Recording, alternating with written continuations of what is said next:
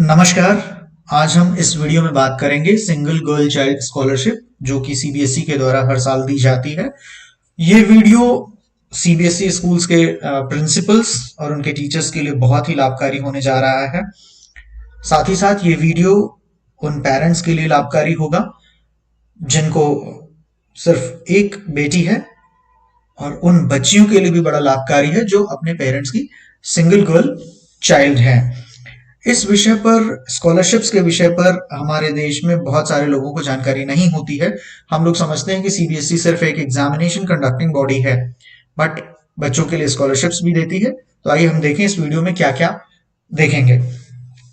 We shall be seeing how fresh applications and renewal applications are filed, what will be the eligibility criteria, NRI बच्चियां हैं अगर single child हैं तो उनके लिए क्या है, ट्विंस हैं तो उनके लिए क्या है, स्कॉलरशिप अमाउंट कितना होगा, कब तक मिलेगा, डॉक्यूमेंट रिक्वायर्ड क्या हैं, what will be the documents required for filing the application form, किस आधार पर आपका एप्लीकेशन फॉर्म एक्सेप्ट होता है और कैसे रिजेक्ट हो सकता है, क्या आपको कोई एफिडेविट देना है, and if yes what will be the format of that affidavit, undertaking by the parents के द्वारा डिक्लेरेशन दिया जाना है, and lastly process of filling application form we shall see in the next video. तो यदि आप कोई जानकारी मिस नहीं करना चाहते हैं, अपने बच्चों को इस स्कॉलरशिप का लाभ देना चाहते हैं, तो प्लीज इस वीडियो को आखिरी तक देखते रहें, बिल्कुल भी कोई भी इंफॉर्मेशन मिस नहीं करें। So let us move ahead without wasting any more time.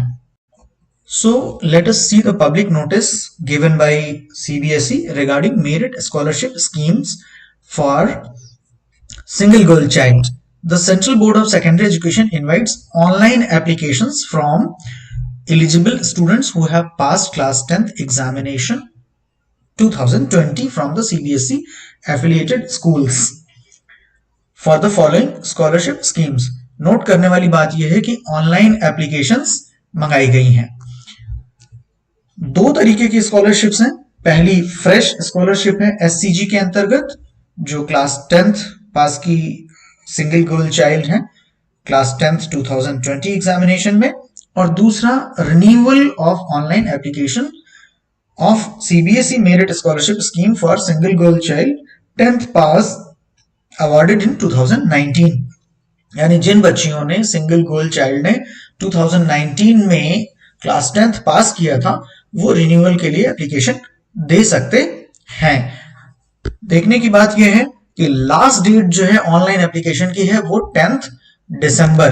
Last date of filling application form online is 10th December. ये 10th दिसंबर है, और हार्ड कॉपी में एप्लीकेशन दिए हुए एड्रेस पर पहुंच जानी चाहिए 28 दिसंबर 2020 या उससे पहले। Hard copies received after the last date shall be rejected straight away. So this is the notice given by CBSE regarding single girl child scholarship 2020-21. Now let us move ahead about the guidelines and the norms which are to be followed for filling application form. Now let us move ahead and look for the objectives and guidelines of this scholarship which is known as single girl child scholarship. अब देखिए यहाँ पर इन्होंने साफ साफ कहा है कि वे बच्चे जो अपने पेरेंट्स के सिंगल गर्ल चाइल्ड हैं उनके लिए यह स्कॉलरशिप है, और उन्होंने CBSE class 10th examination 60% marks या उससे ज्यादा में पास किया होना चाहिए, और ये स्कॉलरशिप उनको मिलेगी क्लास 11th और 12th के लिए, बशर्ते वो क्लास 11th और 12th को कंटिन्यू कर रहे हों। अब बात आती है कि ट्विंस के लिए क्या केस होगा। As per the approval of the competent authority dated 23/7/2012 all children born together यानी ट्विंस, उनको कैसे ट्रीट किया जाएगा, single child of their parent की तरीके से ट्रीट किया जाएगा। यानी किसी को एज ट्विंस, दो बच्चियां पैदा हुई हैं एक साथ, तो उनको भी सिंगल गर्ल चाइल्ड के रूप में ट्रीट किया जाएगा, और वो क्या कर सकते हैं, इस स्कॉलरशिप के लिए अप्लाई कर सकते हैं। इस स्कॉलरशिप का एलोकेशन कैसे होगा? डेफिनेटली पहले ही क्लियर है, ये सिंगल गर्ल चाइल्ड के लिए है, सिंगल गर्ल स्टूडेंट्स के लिए स्कॉलरशिप है जिन्होंने 60% से ज्यादा मार्क्स स्कोर किए होने चाहिए क्लास 10th के एग्जामिनेशन में संबंधित वर्ष में। तो इस वर्ष यानी 2020 में जिन्होंने पास किया हुआ है, 2020 में पास किया हुआ है 60% ज्यादा से, वो इसके लिए एप्लीकेशन दे सकते हैं। Now let us see the eligibility criteria. वैसे हम एलिजिबिलिटी क्राइटेरिया के बारे में पहले बात कर चुके हैं, let us discuss once again. So all single girl students who have secured more than 60% marks, 60% or more than 60% marks in class 10th examination and compulsorily are studying in class 11th and 12th in schools affiliated with CBSE. और खास बात देखने की है कि उन schools की tuition fee प्रति माह 1,500 रुपए से ज्यादा नहीं होनी चाहिए। क्या खास बात है?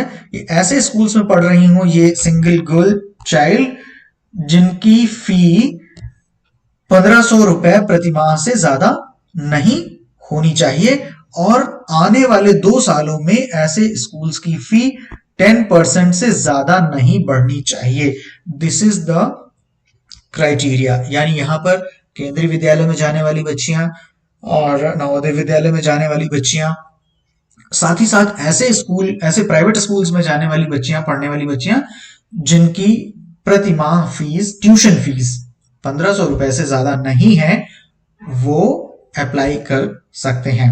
अगर हम एनआरआई एप्लीकेंट्स की बात करें तो वे भी अप्लाई कर सकते हैं सिंगल गर्ल चाइल्ड स्कॉलरशिप के लिए, लेकिन उनके लिए कंडीशन ये है कि उनकी ट्यूशन फी कितनी होनी चाहिए? 6,000 रुपए प्रति महीने से ज्यादा नहीं होनी चाहिए। यानी ऐसे स्कूल में पढ़ रही हूं जिनकी जिनकी ट्यूशन फी 6,000 रुपए प्रति महीने से ज्यादा नहीं हो। साथ ही साथ देखने की बात है कि ये स्कॉलरशिप केवल इंडियन नेशनल्स के लिए है।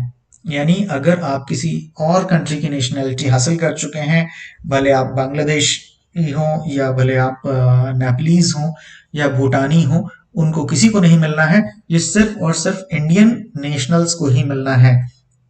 तो ये ध्यान देने की बात है। The student must continue her school studies in class 11th and 12th। Class 11 12th में पढ़ रहे हो बच्चे, तभी उनको स्कॉलरशिप मिलेगी। Candidate who have pass CBSE class 10th examination in 2020 will be considered for fresh application of the scholarship. A scholar under the scheme while availing scholarship can enjoy other concessions given by schools in which she is studying. अब ये एक note करने की बात है, CBSE scholarship मिलने के बाद आपको अपने स्कूल से जो भी स्कॉलरशिप मिल रही है या जो भी कंसेशंस मिल रहे हैं, मान लीजिए फी में किसी तरीके के कंसेशंस मिल रहे हैं, तो वे भी आपको लगातार मिलते रहेंगे। स्कूल इसमें किसी तरीके की कटौती नहीं कर सकता है। अब ये स्कॉलरशिप कब तक मिलेगी और इसका रिन्यूअल कैसे होना है? ये स्कॉलरशिप बेसिकली होती है 1 साल के लिए पहले, यानी जब आप क्लास 11th में जाते हैं और क्लास 11th के सक्सेसफुल कंप्लीशन के बाद आप इसका रिन्यूअल कर सकते हैं, given that you have scored minimum of 50% marks in your class 11th। अगर आपने क्लास 11th में मिनिमम 50% मार्क्स स्कोर किए हैं तो फिर आप इसके रिन्यूअल के लिए जा सकते हैं। Now the renewal continuation of the scholarship in cases where a scholar gives up the chosen course of study before its completion, or if she changes the school or course of study shall be subject to prior approval of the board। अगर आपको अपना school change करना है या board change करना है और आप इस स्कॉलरशिप को फिर भी कंटिन्यू पाना चाहते हैं, तो आपको स्कूल चेंज या बोर्ड चेंज करने के लिए आपको सीबीएसई का अप्रूवल लेना पड़ेगा। अदरवाइज आपकी स्कॉलरशिप कैंसिल हो सकती है, और एक स्कॉलरशिप अगर एक बार कैंसिल हो जाती है, ये स्कॉलरशिप अगर एक बार कैंसिल हो जाती है तो फिर इसको किसी भी हाल में रिन्यू नहीं किया जा सकता है। ये आपको ध्यान देने की बात है। अब हम देखेंगे कि स्कॉलरशिप आपको कितनी मिलनी है और कैसे मिलनी है, इसका मोड ऑफ पेमेंट क्या होगा।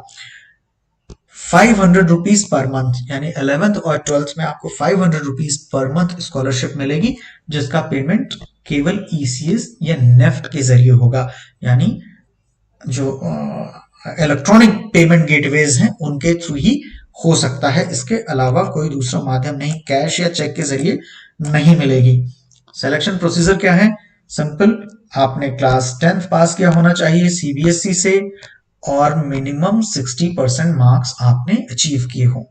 साथ ही साथ आपने क्लास 11th में एडमिशन लिया होना चाहिए। अगर रिन्यूअल के लिए जा रहे हैं तो आप क्लास 12th में पढ़ रहे हो किसी सीबीएसई एफिलिएटेड स्कूल में। आप अपने पेरेंट के सिंगल गर्ल चाइल्ड होने चाहिए, यानी only child, and that should be girl. साथ ही साथ आपको क्या देना होगा? एक एफिडेविट देना होगा, जिसका फॉर्मेट हम अभी आगे चल करके देखेंगे।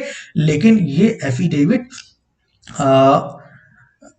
किससे होना चाहिए? फर्स्ट क्लास जुडिशियल मजिस्ट्रेट से होना चाहिए, एसडीएम से होना चाहिए, या एग्जीक्यूटिव मजिस्ट्रेट से होना चाहिए, या नोटरी से होना चाहिए, प्रेस्क्राइब्ड फॉर्मेट में, जो कि नीचे दिया हुआ है, हम लोग अभी देखेंगे। अगर आप सोचते हैं कि आप फोटोकॉपी लगा देंगे तो फोटोकॉपी लगाने से काम नहीं चलेगा। Photocopies shall not be accepted, आपको ओरिजिनल भेजना पड़ेगा।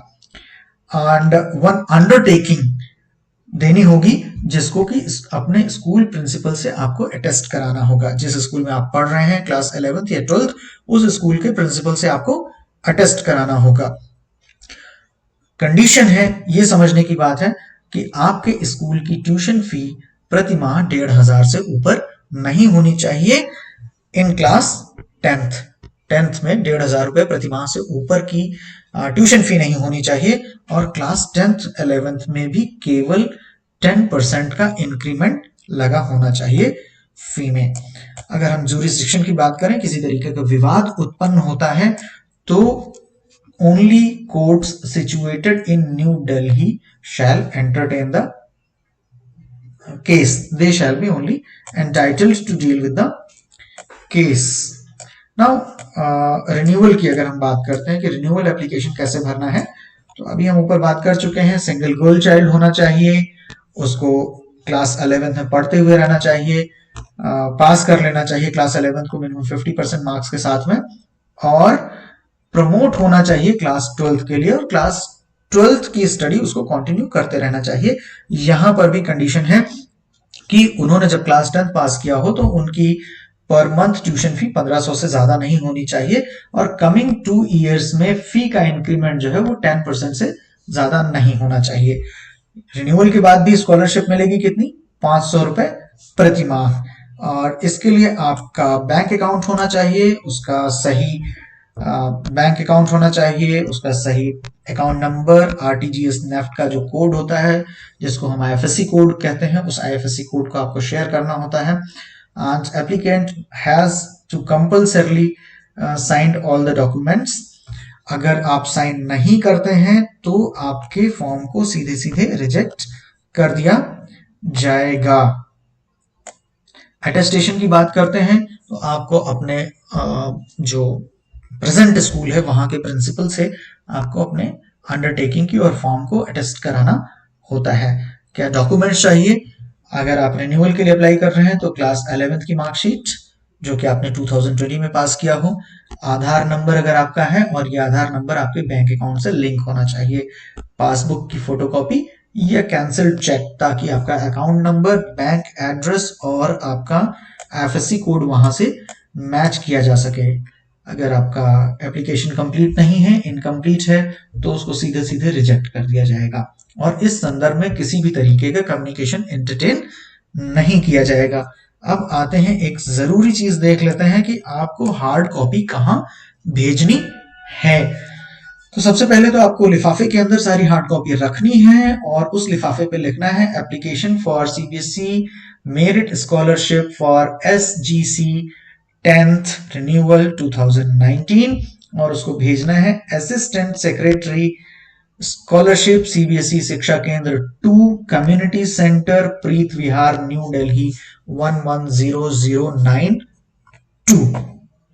ये एड्रेस आप नोट कर सकते हैं, सीबीएसई की वेबसाइट पर भी दिया हुआ है ये एड्रेस, वहां से देख सकते हैं। अब आइए देखते हैं एफिडेविट का फॉर्मेट, बहुत इंपॉर्टेंट है ये एफिडेविट का फॉर्मेट।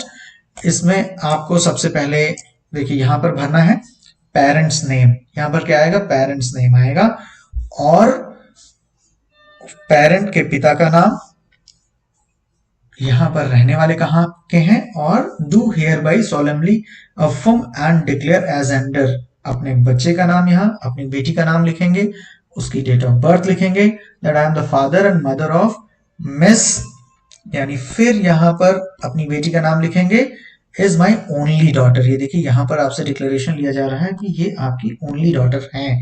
ट्विंस के केस में भी आपको ये डिक्लेरेशन देना है, that I have no other child except my above named daughter। आपने पहले देखा है कि आपको अगर ट्विंस हैं गर्ल तो ये एक्सेप्टेड होगा, इसमें कोई प्रॉब्लम नहीं है। फिर यहाँ पर पेरेंट को सिग्नेचर करने हैं, डेपोनेंट के ऊपर सिग्नेचर करने हैं, एंड वेरिफिकेशन।